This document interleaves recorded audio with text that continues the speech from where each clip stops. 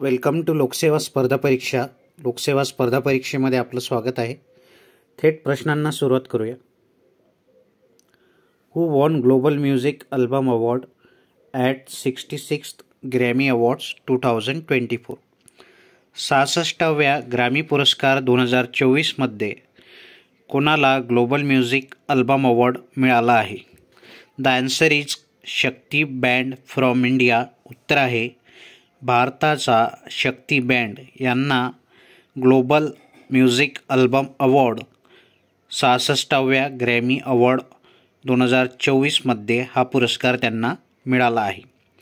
Indian musician Shankar Mahadevan and Zakir Hussain's fusion band Shakti made India proud at the 66th Grammys in Los Angeles on 4th February 2024. Shakti bagged the Global Music Award at Grammy Awards 2024 in Los Angeles on Monday in India, that is 4th February 2024. The fusion band Shakti featuring vocalist Shankar Mahadevan, Ustad Zakir Hussain, John McLaughlin, percussionist V. Selva Ganesh, and violinist Ganesh Rajgopalan won for the album This Moment. The fusion band Shakti won the Grammy latest release This Moment. The band was formed in 1973 after the dissolution of the first incarnation of Mahavishnu Orchestra. Here are Shakti band members. The band features renowned artists like John McLaughlin, Zakir Hussain, and Shankar Mahadevan. V. Selva Ganesh, and Ganesh Rajagopalan. Second question is, to set up emergency calling booths, Maharashtra State Road Development Corporation Limited signed an agreement with which telecommunication company? आपत्कालीन दूरध्वनी केंद्र उभारण्यासाठी महाराष्ट्र राज्य रस्ते विकास महामंडळाने कोणत्या दूरसंचार क्षेत्रातील कंपनीबरोबर करार केला आहे? The answer is Vodafone idea VI. उत्तर आहे Vodafone idea. The Maharashtra state road development corporation limited MSRDC has signed an exclusive agreement with Vodafone Idea VI to set up emergency calling booths along the 95-kilometer expressway connecting Mumbai and Pune. Mumbai-Pune एक्सप्रेसवेवर आपत्कालीन दूरध्वनी केंद्रे उभारण्यासाठी महाराष्ट्र राज्य रस्ते विकास महामंडळाने Vodafone idea या दूरसंचार क्षेत्रातील कंपनीबरोबर करार केला आहे. हा मुंबई-पुणे एक्सप्रेसवे जो आहे तो 95 किलोमीटर लांबीचा आहे. पुढचा प्रश्न बघूया. राज्यातील एकमेव शासकीय हत्ती कॅम्प कोणत्या जिल्ह्यात आहे?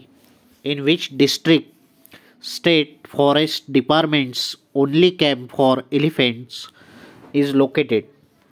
The answer is Kamlapur elephant camp, taluka Sironcha, district Gadchiroli. उत्तर आहे कमलापूर हत्ती कॅम्प, तालुका सिरोंचा आणि जिल्हा गडचिरोली. ही न्यूज अलीकडे चर्चेत होती कारण या कमलापूर एलिफंट कॅम्पमधील एक हत्ती आहे मंगला. ही मादी हत्ती पेंच व्याघ्र प्रकल्प किंवा पेंच जे उद्यान आहे तिथे तिला स्थलांतरित करण्याचा विचार फॉरेस्ट डिपार्टमेंटचा चालू होता, त्यामुळे हा प्रश्न आपण इथे घेतला आहे. सद्यस्थितीत कमलापूर एलिफंट कॅम्पमध्ये 8 एलिफंट आहेत, 8 हत्ती आहेत आणि 5 ते 6 दशकांपूर्वी या हत्तींना केरळवरून इथे कमलापूर येथे आपण आणले होते महाराष्ट्र फॉरेस्ट डिपार्टमेंटने. Recently wild fires occurred in which South American country? अलीकडेच दक्षिण अमेरिकेतील कोणत्या देशामध्ये वणवा लागल्याचे आढळून आले? The answer is Chile. उत्तर आहे Chile. The flames are burning with the highest intensity around the city of Vina del Mar, where a famous botanical garden founded in 1931 was destroyed by the flames. At least 1,600 people were killed, left homeless. मध्य चिलीच्या विना डेल्मर ही जी city आहे याच्या बाजूला जे forest आहे, जंगल आहे, तिथे 2 फेब्रुवारी रोजी त्या जंगलाला वणवा लागला. सलग 4 दिवस हे जंगल पेटत होते. 2, 3, 4 फेब्रुवारी आणि 5 फेब्रुवारीच्या सकाळी हा जो वणवा आहे, ही जी आग आहे, कुठेतरी नियंत्रणात आली. परंतु यामध्ये 1,600 लोक यांना स्वतःचे घर सोडावे लागले आणि 122 लोकांचा यामध्ये मृत्यू झाला. चिली हा देश दक्षिण अमेरिका खंडामध्ये आहे. लेक लाडकी योजना कोणत्या मुलींसाठी लागू आहे? लेक लाडकी योजना इज फॉर व्हिच गर्ल्स? तर यामध्ये कोण लाभार्थी आहेत आपण बघूया. पहिल्यांदा प्रश्नाचं उत्तर देऊया. लेक लाडकी योजना ही 1 एप्रिल 2023 नंतर ज्या मुली जन्माला आल्या त्या मुलींसाठी ही योजना लागू आहे. ह्या कमीत कमी 2 मुलींसाठी किंवा 2 जुळ्या मुलींसाठी ही योजना लागू आहे. तर यामध्ये लाभार्थी कोण असेल ते आपण बघूया. मुलीचे वडील महाराष्ट्र राज्याचे स्थानिक नागरिक असले पाहिजे, म्हणजे त्यांच्याकडे डोमेसाईल सर्टिफिकेट असणे आवश्यक आहे. ज्यांच्याकडे पिवळे किंवा केशरी रेशन कार्ड आहे असे कुटुंब या योजनेचा लाभ घेऊ शकतात. 1 एप्रिल 2023 नंतर जन्मलेल्या मुलींनाच या योजनेचा लाभ मिळणार आहे. कुटुंबाचे वार्षिक उत्पन्न 1 लाखापेक्षा जास्त नसावे, म्हणजे त्यासाठी इन्कम सर्टिफिकेट आवश्यक आहे आणि बँक खाते हे महाराष्ट्रातच असावे. एकूण रक्कम 1,01,000 रुपये मिळणार आहे. ही पूर्ण रक्कम टप्प्याटप्प्यामध्ये मिळणार आहे, ते आपण बघूया. आणि आधार DBTद्वारे मिळणार रक्कम म्हणजे डायरेक्ट बेनिफिट ट्रान्सफ़र, डायरेक्ट तुमच्या अकाउंटला याचे पैसे जे आहे त्या मुलीच्या अकाउंटला जमा होतील. महाराष्ट्र में जब किसी लड़के का जन्म होगा तो उसके परिवार को 5,000 रुपये दिए जाएंगे. इतना ही नहीं, जब बेटी पहली कक्षा में पहुंचेंगी तो परिवार को 6,000 रुपये दिए जाएंगे. इसके बाद जब वह कक्षा 6 में पहुंचेंगी तब परिवार को 7,000 रुपये मिलेंगे. इसके बाद बेटी के 11वीं कक्षा में पहुंचने पर 8,000 रुपये मिलेंगे. जब बेटी बालिग यानी 18 साल की हो जाएगी तब परिवार को 75,000 रुपये दिए जाएंगे. इस तरह एक परिवार को बेटी के जन्म से लेकर उसके बालिग होने तक 1,01,000 रुपये दिए जाएंगे. राज्य में माझी कन्या भाग्यश्री योजना को खत्म करके लेक लाडकी योजना सुरू की जाएंगी. आपल्या राज्यात महाराष्ट्र राज्यामध्ये भाग्यश्री योजना, माझी कन्या भाग्यश्री योजना ही पूर्णपणे संपवून किंवा ही बाजूला करून लेक लाडकी योजना सुरू केली आहे. यामध्ये एकूण जी रक्कम किंवा राशी मिळणार आहे ती 1,01,000 आहे.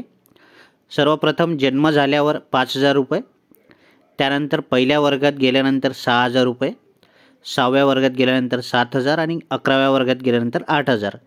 आणि मुलगी एकदा बालिग झाली म्हणजे 18 वर्षाची पूर्ण झाली की त्यानंतर 75,000, असं एकूण 1,01,000 रुपये या योजनेमध्ये त्या मुलीच्या नावे दिले जातील. पुढचा प्रश्न आहे, who is appointed as a Lokpal, that is ombudsman. Lokpal means ombudsman of Amravati university. Amravati विद्यापीठाच्या लोकपालपदी कोणाची नियुक्ती करण्यात आली आहे?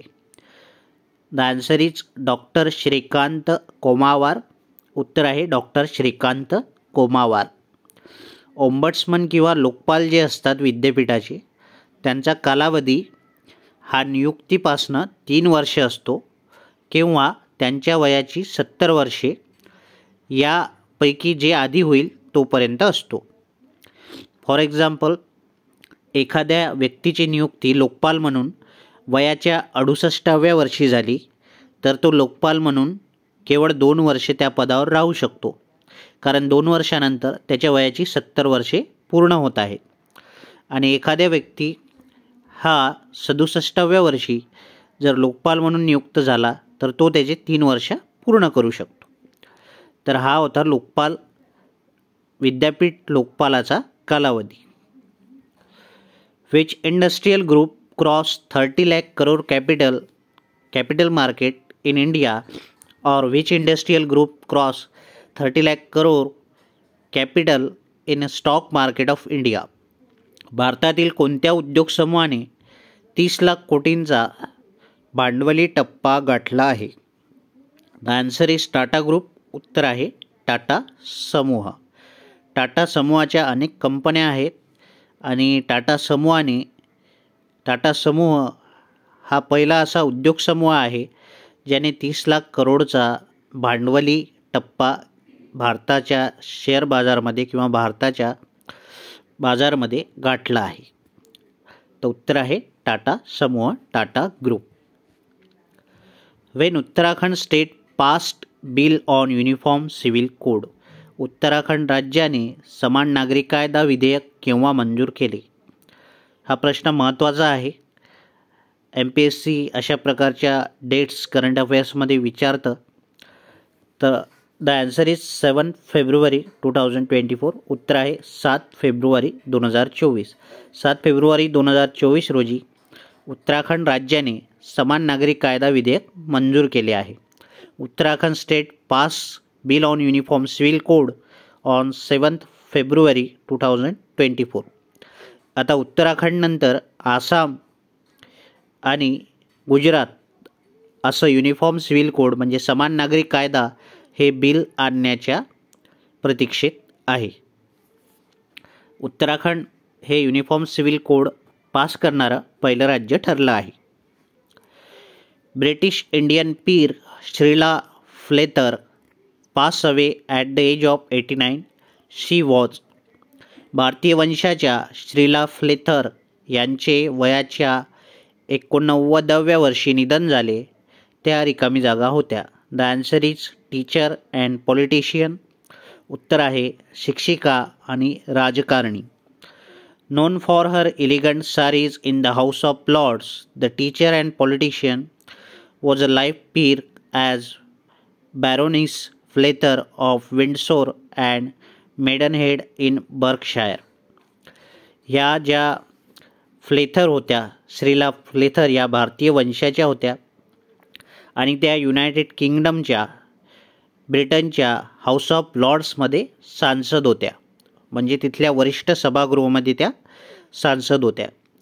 As the lifetime president of memorial gates council, she was instrumental in the creation of the iconic memorial gates at the Hyde Park corner in London as a tribute to the war efforts made by some 5 million Commonwealth soldiers during the world war. या Shreela Flather ज्या आहेत त्या president होत्या memorial gate काउन्सिलच्या. Lifetime president होत्या memorial gates काउन्सिलच्या. हे जे मेमोरियल गेट्स आहे ते हाइड पार्क कॉर्नर लंडन येथे आहे. तिथे कॉमनवेल्थ राष्ट्रांचे राष्ट्रकुल देशांचे जे सोल्जर्स आहेत 5 मिलियन 50 लाख सोल्जर्स जे वर्ल्ड वॉरमध्ये ज्यांनी शहीद झाले वर्ल्ड वॉरमध्ये त्यांच्यासाठी ते स्मारक तिथे बांधण्यात आलेलं आहे memorial gates Hyde Park corner लंडनमध्ये. ह्या आहेत श्रीला फ्लेथर. आज इथेच थांबूया. परत भेटूया अशाच एका नवीन व्हिडिओमध्ये. तोपर्यंत खूप खूप धन्यवाद.